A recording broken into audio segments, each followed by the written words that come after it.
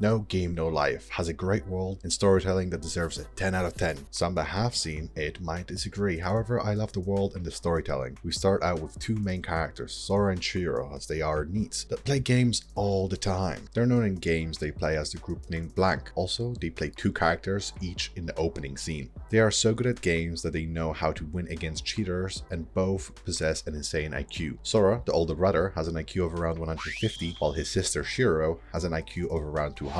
I'd argue their IQs are actually a lot higher, as they're literally able to perform feats that are not normal for humans. They're capable of learning a language and be able to read it in less than a day. That's just one example as well. They are not blood related. However, they were gifted from a young age, leading to the reason why they know each other early in their lives. As they both found reality boring, they went down the path of playing games every waking moment of their lives. They also can't function like normal people if they're separated from each other. For some reason, they've developed a dependence on each other, which is probably their only weakness and also their main strength. One day they get challenged by a random player to play chess online, and after an unknown amount of time, they win. The person that lost the game asks how they feel about their world and if they want to go to a world that decides everything through games, with them answering that if there is a world like that, they were born in the wrong one. Suddenly, they get transported into a different world, and for some reason, they're dropping from the sky, with a god talking to them.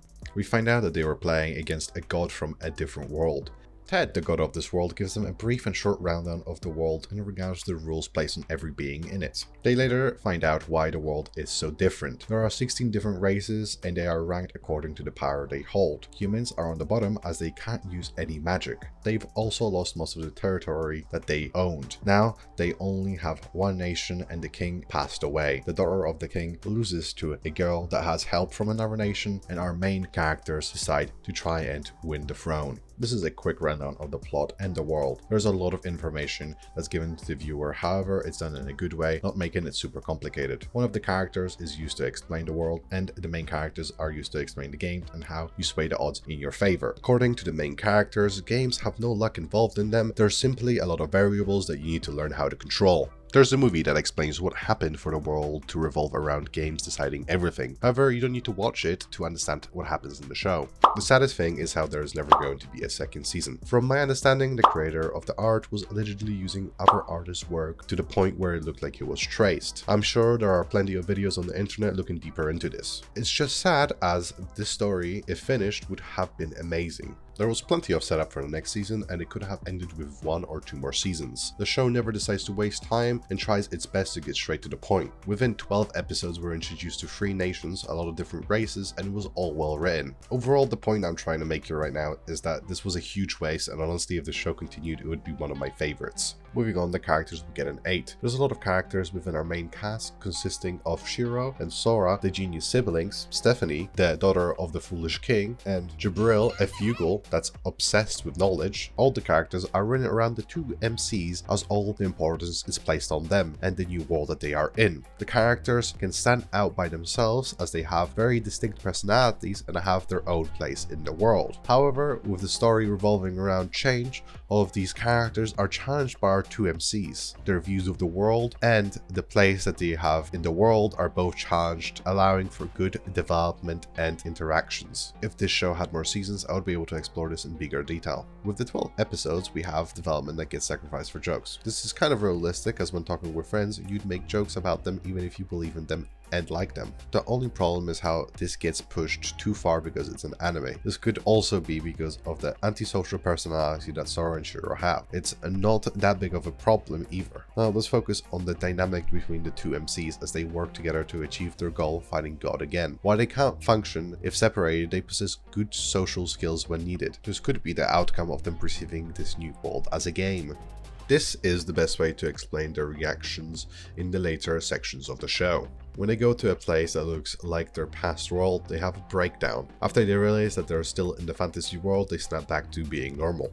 Sometimes this feels like a joke, however, it's a recurring part of their characters. It's hard to give a very detailed evaluation of the characters with the limited content around. However, there's a lot that you can deduce from their skills.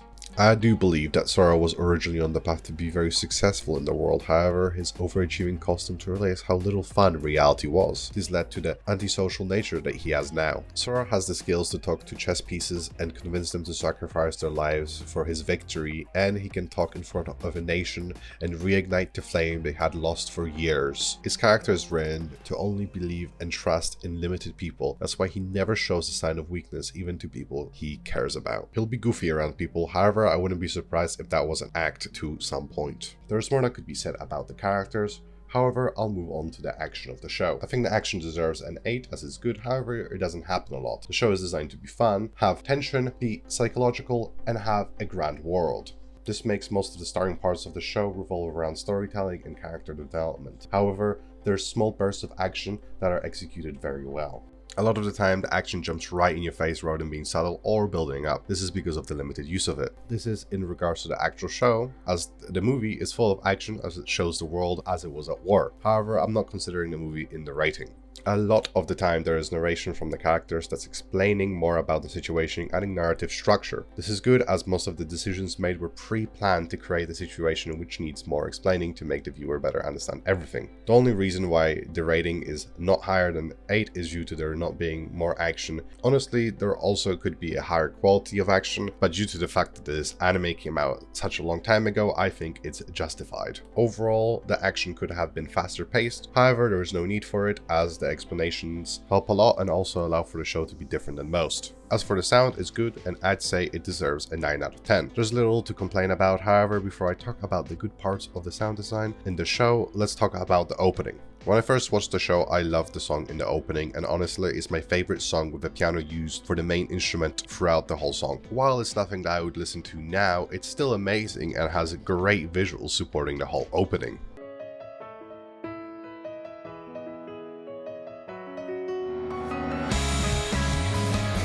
When you do watch the show, you should also remember it came out in 2014, and I'd still argue it holds up with the shows that come out nowadays. The sound in the actual show has a lot of impact when needed, as it has more of a wind up before the sound hits. This is not bad, however Fire Force does it better with there being less wind up. No Game No Life knows how to adapt their music depending on the situation, which is always a lovely touch. Overall, I think the music is very well designed, however I wish it simply gave it more impact or influence in certain scenes, making it so the music builds up and makes the situation slightly more hype. I feel the show tried this sometimes, however they didn't quite give it enough impact. Next to animation. This is the greatest part of the show, getting a 10 out of 10. I love how the line art was different from any other show. This is something that stands out till this day. Honestly, this is probably one of my favorite usage of stylization to create more of a fantasy element to the whole show. The main thing that they do is they use a pink or a purple tinge to kind of add a gradient to most things, making them seem very much more magical.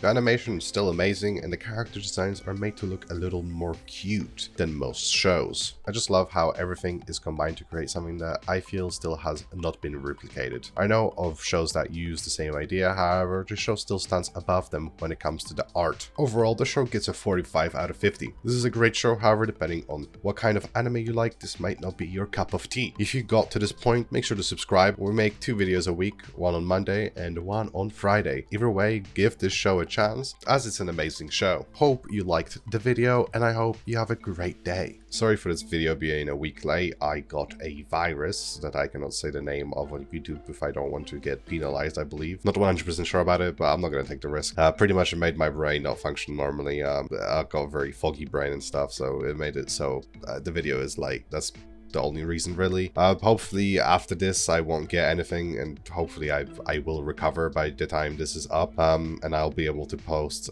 on schedule again. So yeah, if you thought I sounded a little bit different or like the video isn't as good, it's probably because I was writing it whilst I was fucking dying. Either way, I just hope you guys have a good one. Stay safe, don't get what I got. This shit sucks, and have a good one.